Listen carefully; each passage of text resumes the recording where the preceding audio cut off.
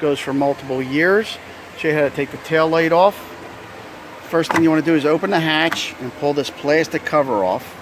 Comes out real easy. You can see that he did it virtually with a light pull. So there's two 10mm bolts under there, one here, one there. We're going to take them off. What happened? No air?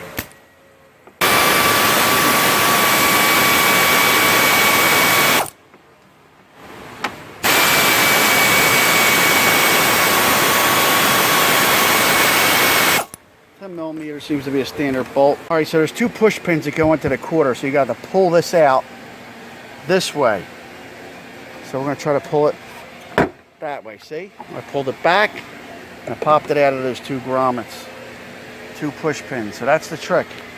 Some of these lights you have to hit this way, but since the push pins go in this way, this is a little unusual because they're usually set up different, but that's how you got to do it. You got to pull it out towards the side after you loosen those bolts.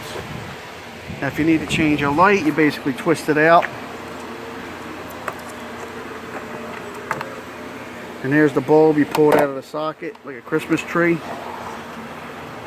And you can replace it. You call your local supply house, tell them what the application is for, if it's a turn light or a stop light or whatever, and they'll have it, or there's little numbers on the bulb.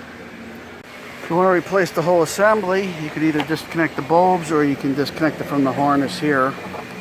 Just basically press that button in and pull out. I can't do it with one hand, so that's how it's done. Joe Beermaster, thanks for watching. Please subscribe.